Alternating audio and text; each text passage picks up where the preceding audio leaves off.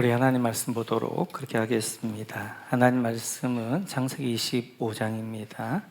하나님 말씀 창세기 25장 5절에서 10절까지 말씀 보도록 그렇게 하겠습니다. 창세기 25장 5절에서 10절 우리 같이 한번 읽겠습니다. 아브라함은 자기의 재산을 모두 이삭에게 물려주고 적들에게서 얻은 아들들에게도 한 몫씩 나누어 주었는데 그가 죽기 전에 적들에게서 얻은 아들들을 동쪽 곧 동방 땅으로 보내어서 자기 아들 이삭과 떨어져서 살게 하였다. 아브라함이 누린 횟수는 모두 175해이다. 아브라함은 자기가 받은 목숨대로 다 살고 아주 늙은 나이에 기운이 다하여서 숨을 거두고 세상을 떠나 조상들이 간 길로 갔다. 그의 아들 이삭과 이스마엘이 그를 막벨라 굴에 안장하였다. 그 굴은 마므레 근처 햇사람 소알의 아들 에브론의 밭에 있다. 그 밭은 아브라함이 햇사람에게서 산 것이다. 바로 그곳에서 아브라함은 그의 아내 사라와 합장되었다. 아멘. 오늘은 아브라함의 이야기를 이제 마무리할 거예요. 그러면서 아브라함의 지혜, 아브라함의 죽음을 우리가 한번 묵상해 보려고 합니다. 아브라함의 지혜, 첫 번째 지혜는 아브라함은 결혼의 지혜가 있었어요. 우리 한번 24장을 한번 넘어가 볼까요? 24장 4절입니다. 24장 4절 같이 읽죠. 시작. 나의 고향, 나의 친척이 사는 곳으로 가서 거기에서 나의 아들 이삭의 아내 될 사람을 찾겠다고 나에게 맹세하여라. 여러분, 나의 아들, 나의 이삭의 아내 밑줄 그어주시고요. 오늘 아브라함이 늙은 종에게 나의 아들 이삭의 아내 될 사람을 찾아오라 이야기한단 말이에요. 이렇게 할 수 있잖아요. 자기중심이니까 나의 며느리를 찾아와라 그럴 수 있단 말이에요. 아브라함이 그렇게 하지 않고 나의 아들 이삭의 아내를 찾아오라 라고 말한단 말이에요. 왜냐하면 결혼에 대한 하나님의 말씀은 이거기 때문에 그래요. 우리 창세기를 가볼까요? 같이 읽죠. 시작. 그러므로 남자는 아버지와 어머니를 떠나 아내와 결합하여 한 몸을 이루는 것이다. 아멘. 하나님이 이제 이제 결혼에 대해 정의를 남자란 것은 남자만이 남자 여자가 아버지 어머니를 떠나서 한 몸을 이루는 것, 이게 결혼이다라고 말씀하게 되어져요. 오늘 아브라함은 이 말씀을 기억하고 이 말씀에 순종하여서 어떻게 하는 거예요? 나의 며느리를 찾아오라고 하지 않고 나의 아들의 아내 될 사람을 찾아오라라고 말씀하고 있습니다. 지혜는 하나님의 말씀대로 사는 것이 지혜예요. 오늘 아브라함은 결혼을 하면서도 하나님의 말씀대로 결혼을 시키는 것들을 볼 수 있습니다. 부부들의 많은 문제가 부모를 못 떠나기 때문에 일어난 문제들이 많아요. 그래서 이제 부모를 떠나 이제 온전히 한 가정을 이루는 것인데, 뭐 예전에는 남자들이 부모를 못 떠나는 경우가 많았는데 요즘에는 여자분들이 그래요. 여자분들이 친정과 너무너무 깊게 연결되어져 있어가지고 친정의 어머니의 영향 가운데 있다 보니까 떠나보내지 못해서 계속해서 이제 하는 것들을 볼 수 있습니다. 아닙니다. 결혼은 내 아들이건 내 딸이건 둘이 한 몸을 이룰 수 있도록, 그들이 책임질 수 있도록, 그리고 자기들이 결정할 수 있도록, 그리고 독립적으로 그들의 해줘야 돼요. 그래서 이제 그것이 결혼의 기본이 되어지고, 그래서 보게 되어지면 레바논이 나온 세계적인 철학자가 있습니다. 이제 칼릴 지브라라는 철학자인데 이 철학자가 글을 하나 썼어요. 이런 글입니다. 이제 부모는 활로 묘사하고 자녀는 화살로 묘사했어요. 그걸 한번 잘 기억하면서 이 글을 한번 같이 볼 터인데요.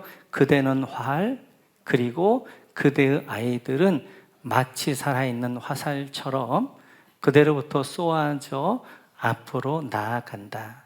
그리하여 활 쏘는 자인 신은 무한의 길 위에 관역을 겨누고 자신의 화살이 보다 빨리 보다 멀리 날아가도록 온 힘을 다해 그대를 당겨 구부리는 것이다. 그대는 활 쏘는 이의 손에 의해 구부러짐을 기뻐하라. 그는 날아가는 화살을 사랑하는 만큼 흔들리지 않는 활 또한 사랑하기에. 굉장히 성경에 근거한 글인데요. 성경은 자식을 뭐라고 그래요? 수중에 화살 같다는 거예요. 그러니까 부모는 활입니다, 활. 그리고 자녀는 화살이에요.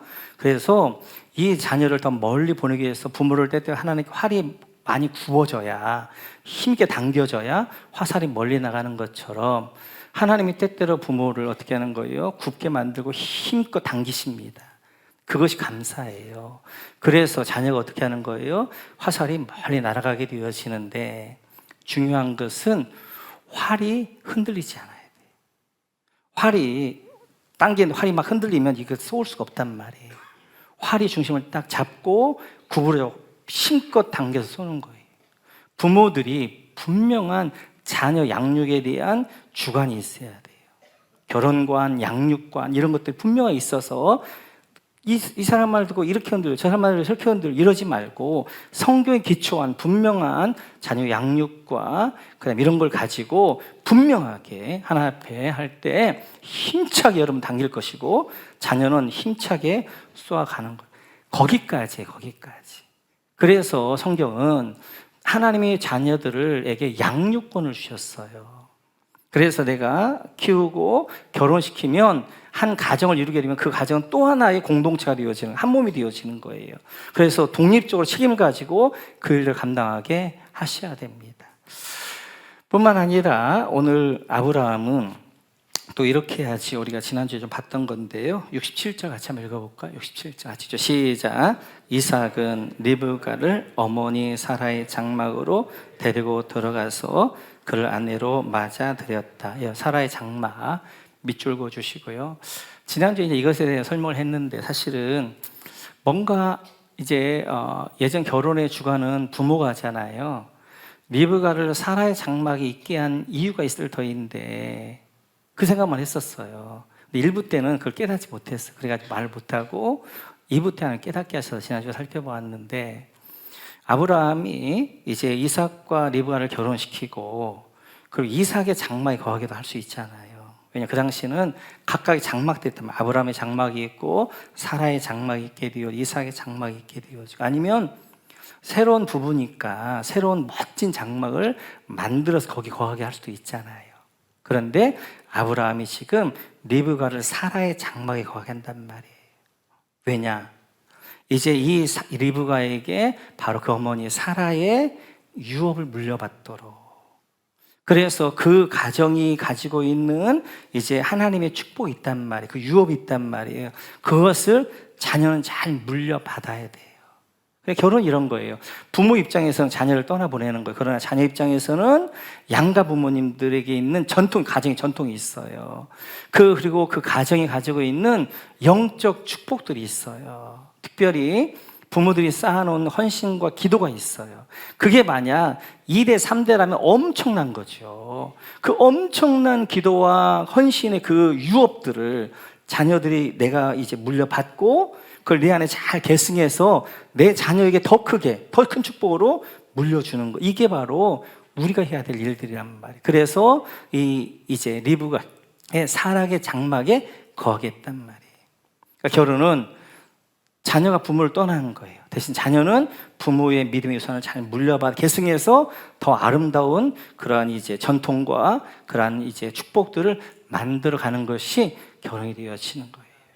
뿐만 아니라 오늘 25장 1절을 보면 이제 이렇게 하고 있습니다. 같이 한번 읽어볼까요? 시작. 아브라함이 다시 아내를 맞아들였는데 그의 이름은 그두라이다. 다시 아내 밑줄 그어주시고 그두라 밑줄 그어주시고.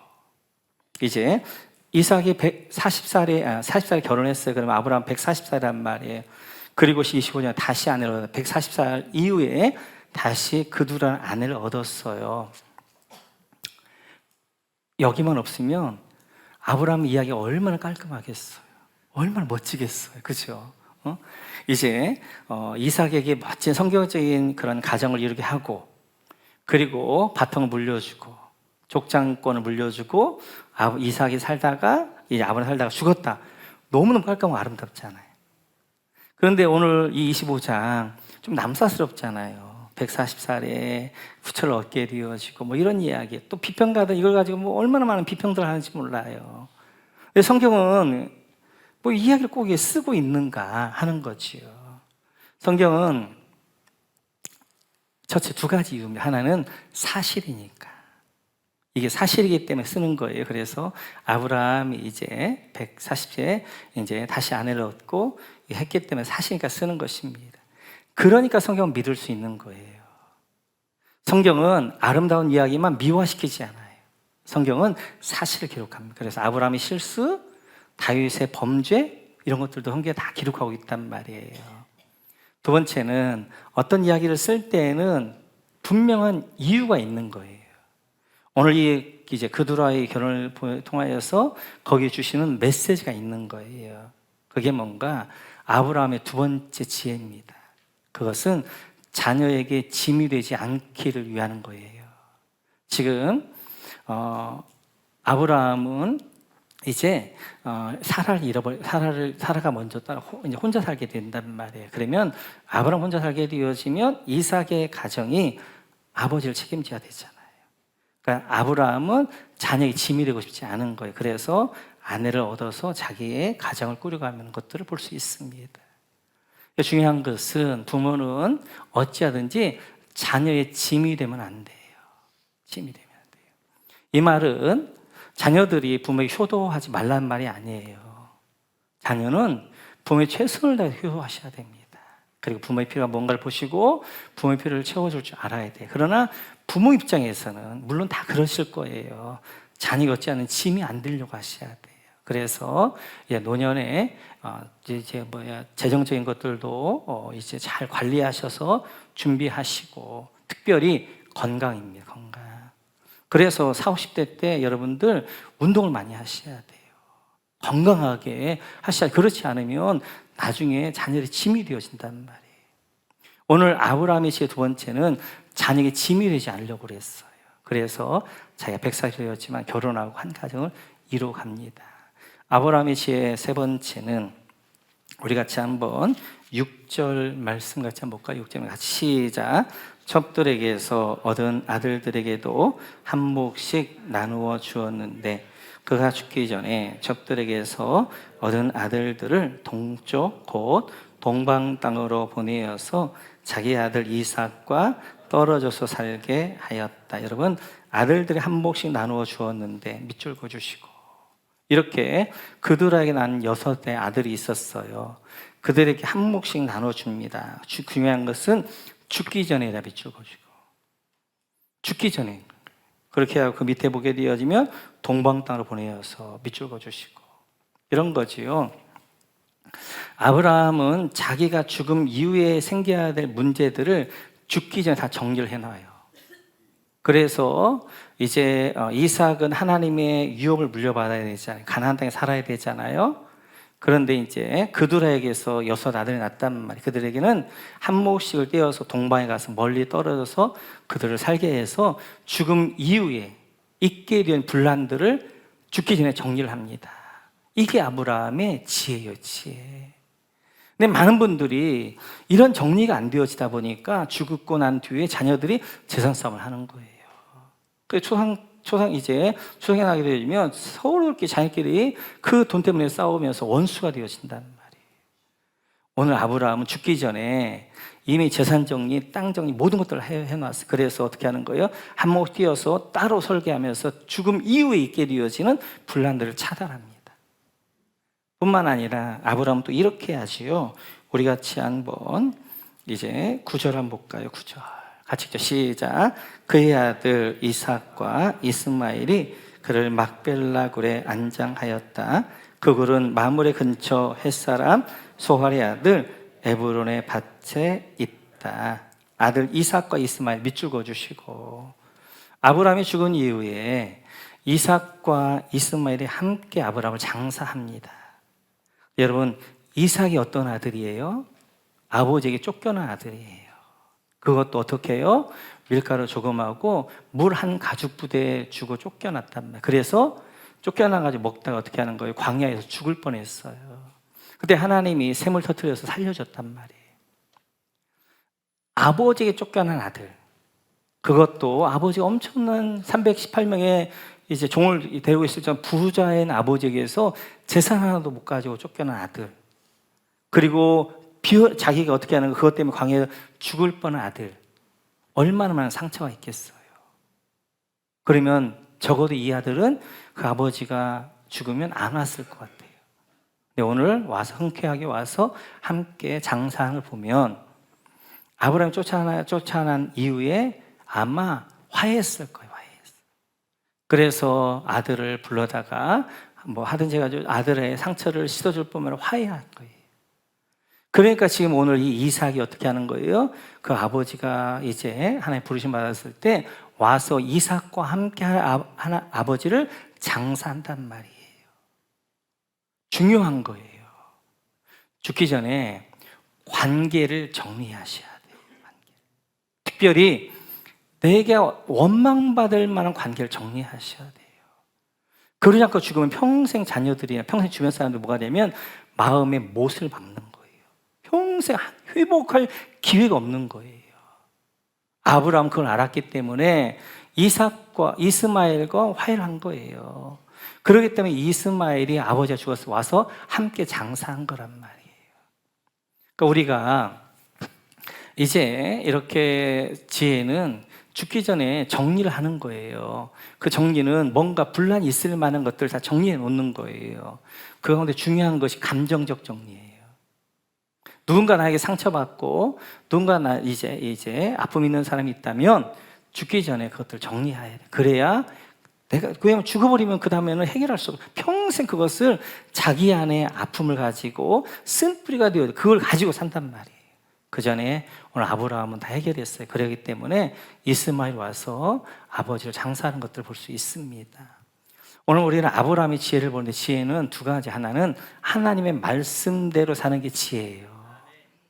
그래서 이제 오늘 아브라함 하나님의 말씀대로 살게 되어지고, 두 번째 지혜는 무엇이 평화를 이루는 것인가를 생각하는 거예요. 평화. 그러니까 내 자존심이 중요한 게 아니라 뭐가 평화를 이루는 일인가, 뭐가 평화케 하는 일인가를 생각하고 그 평화를 이루는 일들을 해나가는 것, 그게 지혜란 말이지.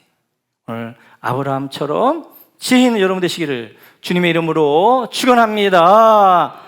계속해서 우리 아브라함의 죽음을 볼 터인데요, 우리 같이 한번 7절을 보겠습니다. 7절 같이 읽죠. 시작. 아브라함이 누린 횟수는 모두 175해이다. 여러분, 누린 횟수는 모두 175해 밑줄 그어주시고요.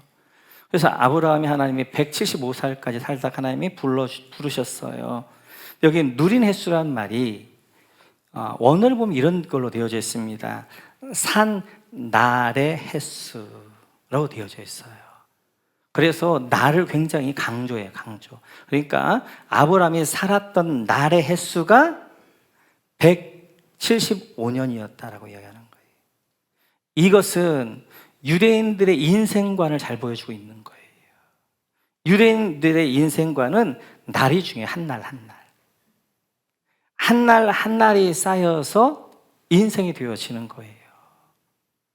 그래서 이 한 날 한 날을 중요하게 여기게 되어지고, 한 날 한 날이 쌓여서 우리 인생이 되어지는데, 그렇죠. 날이라는 건 점입니다. 한 날 한 날의 점이 연결되어 뭐가 되면 선이라는 우리 인생이 되어지는 거예요. 이 선들이 만나서 우리 인생을 풍요롭게 하는 거예요. 면이 되어지고 입체가 되어지는 거예요. 그래서 공동체예요. 그러니까 내라는 하나의 선이 아내라는 선하고 만나게 되어지고, 자녀라는 선하고 만나게 되어지고, 교회 공동체 안에서 교회 지체로가 만나면서 면을 이루면서 풍성해지는 거란 말이에요. 인생. 하나님 그렇게 디자인하셨어요. 그러니까 우리의 인생은 이제 한 날은 점과 같고, 그 점이 선을 이루는 우리 인생이 있고, 그것이 공동체와 함께 입체를 이루면서 어떻게 하는 거예요? 아름답게 만들어가 세워져 가는 것이 우리의 삶이 되어집니다. 그래서 하나님은 하루 안에 우리 인생을 다 담아두었단 말이에요. 하루를 살고 그날 밤에 잠을 자게 되어지고 그날 아침에 다시 일어나게 되어지고 죽음과 부활을 경험하는 거예요. 매일매일 하나님 우리 삶 가운데 죽음과 부활을 경험하도록 만드셨어요. 왜요? 우리 인생 가운데 가장 중요한 것이 죽음과 부활이니까. 매일매일을 살면서 죽음과 부활을 기억해라. 그래서 우리가 밤에 잘 때는 죽는 거예요. 그러나 죽는 게 아니라 아침에 일어나 다시 어떻게 하는 거예요? 다시 부활하게 되어지는 거예요. 자연도 마찬가지예요. 겨울이 되어지면 죽어요. 봄이 되면 다시 새싹이 나면서 부활하게 되어지는 거예요. 매일매일 가운데 1년 가운데 죽음과 부활을 이제 그 안에 담겨 놓아서 가장 중요한 진리가 무엇인가? 바로 이 예수 그리스도의 이제 죽음을 경험하는 것이고 부활을 경험하게 되어지는 거예요. 그래서 한날 한날을 귀하게 여겨야 됩니다. 그날을 흘려보내면 안 되고 그것을 잘 인생을 쌓아서 어떻게 하는 거예요? 우리 인생에 아름다운 선을 만들 뿐만 아니라 공동체 안에, 가정과 공동체 안에서 입체를 만들어서 그 선들이 연결되어지면 얼마나 다른 풍성한 이제 그런 삶들을 만들어내는지 몰라요. 공동체 안에서, 목장 안에서 만들어내는 삶이 다르고요, 교회 공동체 안에 만들어내는 삶이 다르고요, 가정 안에 만들어내는 삶이 다르단 말이에요. 선들이 만나서 입체를 이루기 때문에. 그래서 이제 저에게는 굉장히 큰 즐거움 가운데 하나가 뭐냐면 자기 전에 동영상 보는 거였어요. 하루 동안 열심히 막 일하다가 좀 이렇게 침대에 누워가지고 이렇게 좀 동영상 보면서 이렇게 자는 거 되게 행복했어요. 그래서 아내가 좀 이야기하다 눈치껏 봐가지고 이어폰 끼고 내가 보는 재밌는 동영상 막 혼자 웃다 보면 뭘 웃냐고 막 그렇게 하기도 하고 막 재밌는 것도 보고 이렇게 동영상 보는 재미였는데 오늘 하나님 그러시는 거예요. 얘야, 그 시간 좀 나에게 주지 않겠냐? 그러더라고요. 하나님 너무 하잖아요. 하루 종일 말씀 보고 준비하고 성도를 섬기고 이러다가 나 혼자만 있는 이 너무너무 행복한 이 시간, 내가 보고 싶은 동영상 보면서 하루를 좀 마무리하면 얼마나 행복해요. 너무너무 좋은데 이 시간까지 하나님 뺏어가려고 그래요. 그런데 순종해야 되겠다 그래가지고 제가 동영상 안 보고 누워서 하루를 복귀하기 시작했어요. 하루 동안 하나님이 내 안에 어떤 일들을 행하셨는가? 그러면 그것들이 생각나면 감사하게 되어지고 또 내 안에도 내 실수한 거, 잘못한 거 있으면 회개하게 되어지고 그러면서 잠을 자는데 요즘 그 시간이 너무너무 좋은 거예요. 그래서 경건이랑 다른 게 아니에요. 제가 얘기했잖아요. Stop and think예요. 멈춰서 생각해 보는 거란 말이에요. 하루가 우리 인생이에요. 이 하루하루들이 어떻게 하는 거예요? 쌓여서 인생이 만들어지는 거란 말이에요. 그래 하나님이 하루를 정리할 수 있도록 밤을 주신 거예요. 잠을 주신 거예요. 그래서 이렇게 이 지혜란 뭐냐? 미래에 일어날 일을 지금 가지고 지금 생각해 보는 거란 말이에요. 우리는 미래 언젠가는 사람이 정하신 건 죽는 게, 죽음을 지금 생각해 보는 그것이 밤에 자기 전에 자기를 정리해 보는 거란 말이에요. 감사할 것도 감사하고 회개할 것도 회개하면서.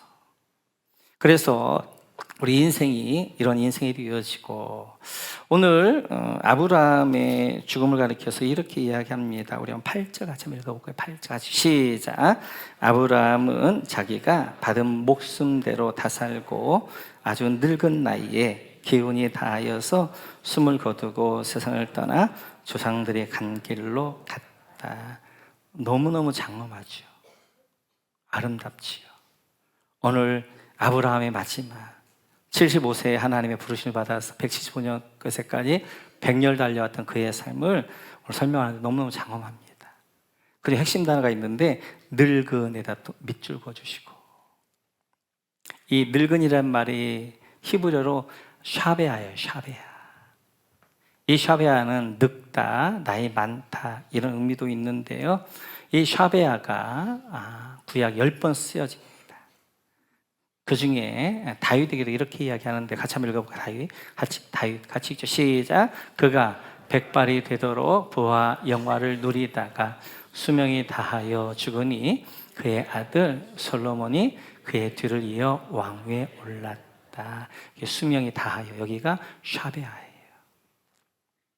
그러면 이제 샤베아를 늙다, 나이 많다라고만 설명하면 좀 부족해요. 왜냐하면 아브라함은 175살까지 살았으니까 나이 많고 늙어 죽었다면 되는데 다윗 같은 70에 죽었거든요. 아쉬워요. 이 샤베아라는 말은 늙다, 나이 많다라는 말도 있지만 또 다른 말이 만족한다, 흡족한다라는 말이 있어요. 저기 여기는 만족한다, 흡족한다로 번역하는 게 더 좋겠어요. 그래서 하나님 보시기에도 아브라함의 인생은 샤베아였어요. 만족과 흡족한 삶이었고 자기 자신에게도 아브라함의 삶은 샤베아, 만족과 흡족한 삶이었어요. 너무 아름다운 삶이죠. 그럼 어떻게 만족과 흡족한 샤바의 삶을 낼 수 있는가? 샤베아하고 같은 어원이 뭐냐면 샤다이예요. 샤다이. 샤다이가 뭐예요? 여러분, 엘 샤다이 뭐예요? 전능한 하나님. 그때 우리가 창세기 15장 살펴봤잖아요. 샤다이라는 말이, 그럼 전능한데 그 전능한 하나님이 어떤 하나님이냐? 샤다이 하나님이라고 해요. 샤다이란 뭐예요? 충분하다, 만족한다, 흡족하다. 샤다이 하나님은 어떻게? 전능한 하나님도 우리 인생을 충분하게, 흡족히, 만족하게 꽉꽉 채워가신 하나님. 그 하나님이 엘샤다이 하나님이라는, 전능한 하나님이란 말이에요. 오늘 이 아브라함의 삶이 샤베아, 그의 삶이 흡족한 만족한 삶을 낼 수 있다는 것은 그가 엘샤다이 되시는 전능하신 하나님, 그의 삶을 만족하고 흡족하게 인생 꽉꽉 채워 하나님을 의지하며 살아가는 삶이었기 때문에 그의 삶이 샤베가 될 수 있었단 말이에요. 마찬가지예요. 우리 삶에도 샤베가 될 수 있는 만족과 흡족한 삶이 될 수 있는 것은 바로 그 전능한 하나님께, 엘샤다이 하나님께 내가 의지하며 나아갈 때 우리 삶이 샤베가 된 줄로 믿습니다. 나도 흡족하게 돼요. 하나님도 흡족하게 돼요. 우리 자녀도 흡족한 그러한 삶이 되어지는 거예요. 뿐만 아니라 아브라함의 삶을 세 단어로 정리해 볼 수가 있어요. 하나는 약속, 또 하나는 믿음, 또 하나는 성취로 그를 설명할 수 있습니다. 하나님은 아브라함을 부르실 때 두 가지 약속을 주셨어요. 내가 너에게 땅을 주겠다. 그리고 너에게 많은 자손을 주겠다. 땅에 대한 약속과 자손에 대한 약속을 주셨단 말이에요. 그 약속 붙들고 어떻게 하는, 그는 갈 바를 알지 못하나 하나님을 믿음으로 어떻게 하는 갈대아에 우르에서 떠나서 어떻게 온 거예요? 가나안 땅에 온 거예요. 그리고 아브라함은 그 약속 붙들고 25년 만에 아들을 하나님께 주셨단 말이에요. 믿음으로. 그리고 아브라함이 하나님 부르셔서 75세 부르시게 되어지고 137살에 이제 막벨라굴이라는 땅을 주셨단 말이에요. 그 아브라함은 하나님의 약속을 받고 25년을 믿음으로 달려왔고 62년을 믿음으로 달려왔단 말이에요. 그리고 믿음으로 그 인생길을 걸었을 때 하나님께서 그 약속을 성취시켰는데, 지금 이 아브라함의 마지막은 하나님의 약속을 따라 믿음으로 살았던 그에게 성취의 마침표를 찍는 시간이란 말이에요. 그래 그가 여기에 묻히죠. 우리 한번 9절 한번 볼까요? 9절만 보겠습니다. 같이죠. 시작. 그의 아들 이삭과 이스마엘이 그를 막벨라굴에 안장하였다. 그 굴은 마므레 근처 헷 사람 소할의 아들 에브론의 밭에 있다. 막벨라굴에 안장했다. 밑줄 그어주시고, 하나님의 아브라함이 땅을 약속했단 말이에요. 근데 아브라함이 유일한 땅이 어디였어요? 헤브론의 막벨라였단 말이에요. 굴. 근데 그 막벨라굴에 지금 아브라함이 안치되어지는 거예요. 안장되어지는 거예요. 묻히는 거예요. 그 약속의 성취의 땅에 그가 묻히게 되어지는 거예요. 그래서 그의 이제 약속이 믿음을 따라왔고 그 믿음이 100년 만에 성취가 되어져 175살에 이제 그가 죽으면서 그 땅에 묻히며 성취가 되어지는 거예요. 뿐만 아니라 거기 이제 아까 우리 살펴봤던 것처럼 이삭과 이스마엘에다 밑줄 그어주시고, 아브라함이 죽을 때 그를 약속의 아들들이 지켜보고 죽습니다. 자, 아브라함 175살이에요. 이삭의 나이 75살입니다. 아브라함이 100살 나왔으니까. 그리고 야곱의 나이 15살이에요. 야곱은 이 리브가 이제 이삭이 40살에 결혼하고 60살에 낳았거든요. 그러니까 지금 이삭이 75살이니까 15살이란 말이에요. 지금 아브라함은 이제 아들 이삭이 지켜보는 가운데, 그리고 그 아들의 아들 야곱과 에서가 지켜보는 가운데 부르심을 받게 되어져요. 하나님이 아브라함에 약속합니다. 너에게 자손의 자손을 보게 할 것이다. 그래서 자손 이삭을 보게 하셨고, 자손의 자손 야곱을 보게 하셔요. 그리고 내가 너에게 하늘의 별처럼 많은 이제 자녀를 줄 것이다. 야곱 안에는 누가 있는 거예요? 12아들이 있는 것이, 그 12아들은 이스라엘 12지파가 되면 한 지파, 한 나라가 이루어진단 말이에요. 그걸 보면서 아브라함은 하나님의 부르심을 받게 되어져요. 그래서 아브라함은 이 하나님의 약속, 땅에 대한 약속과 그 다음에 자손에 대한 약속을 가지고 믿음으로, 때때로 25년을 믿음으로, 또한 62년을 믿음으로, 100년을 믿음으로 걸어 결국 그가 175살에 이제 그는 어떻게 하는 거예요? 그 약속이 성취되어지는 걸 보면서 그는 하나님의 부르심을 받았어요. 그래서 아브라함의 삶이 샤베아예요. 흡족하고 만족한 삶인 거예요. 우리도 마찬가지예요. 우리 인생이 두 인생이 있어요. 하나는 헛된 인생이 될 수도 있고, 어떤 인생은 샤베아, 흡족하고 만족한 인생이 될 수 있는데, 그 차이는 뭐냐? 헛되고 헛된 건 솔로몬과 같이 땅의 것만 찾게 되는 인생들은 마지막이 인생이 헛되다라고 이야기할 거예요. 그러나 샤베아, 흡족과 만족한 아브라함처럼 하나님의 약속 붙들고 믿음으로 나아간 사람들은 마지막에 하나님 죽을 때 하나님 보고 샤베아, 흡족한 삶이었다, 자신도 샤베아, 흡족과 만족한 삶이었다라고 고백할 것입니다. 그럼 지금 이 시대 가운데 하나님은 우리 개인에게도 하나님 약속을 주시지만, 아브라함도 개인이 아니에요. 아브라함이라는 민족이 약속을 주신 것처럼 공동체에 약속하신단 말이에요. 하나님은 여러분들에게 약속을 주시는데, 여러분들이 어떤 약속을 주시냐면 목원 공동체에게 약속을 주시고, 그 약속을 함께 믿음으로 이제 그 약속을 붙들게 하고 그 약속을 성취하는 것들을 함께 보게 한단 말이에요. 이제 우리 목원교회 주신 그런 이제 하나님의 약속, 우리 이제 우리 40주년이 되어지는데, 40년 창립할 때 선교하는 교회로 하나님이 우리 교회를 세우셨단 말이에요. 선교하는 교회로 약속을 주셨단 말이에요. 그래서 우리가 두 가지의 비전이 있었죠. 미션 오디변을 통하여서 열방을 향하여서 다음 세대를 향한 에즈마의 비전이 있었다고요. 근데 미션 로드의 비전이라는 것은 10개의 선교센터를 세워서 그 지역을 복음화시키는 것이 미션 로드의 비전이었어요. 우리 교회가. 그리고 그 비전을 위하여서 이제 다 걸어왔어요. 그리고 때때로 필요한 대로 선교센터도 3개 정도 지었고 이렇게 해왔다고요. 근데 올해 되어지면서 하나님이 올해 다니엘 기도 때, 다니엘 이제 그때 하나님이 저희 기도를 자꾸 바꾸시는 거예요. 미션 로드의 비전이 10개의 선교센터가 아니라 10가정의 선교사 가정이라고 자꾸 말씀하시는 거예요. 그리고 돌아보니까 지금은 이제 선교사 1, 2세대들이 있어가지고 전 세계 흩어진 선교사님들 뭐가 문제냐면 이양할 사람이 없어요. 선교사님들 이미 선교센터도 있고 다 선교에 이제 그 구축해놨는데 그걸 이양할 사람들이 없는 거예요. 그러면서 하나님이 저에게 말씀하셔서 당회하고 이야기해가지고 저희 미션 로드 비전을 바꿨습니다. 10개의 선교센터가 아니라 10가정의 선교 가정을 파송하는 걸로 그렇게 우리가 바꾸게 되어졌고, 그게 하나님이 우리 목원교회 주셨던 이제 그 비전이 바로 선교 비전인데, 그래서 보게 되어지면 하나님이 하신 일들은 한 번에 확 열어주는 게 아니라 하나씩 열어줘요. 자 보면 하나님께서 그 전까지는 전혀 못 보게 했어요.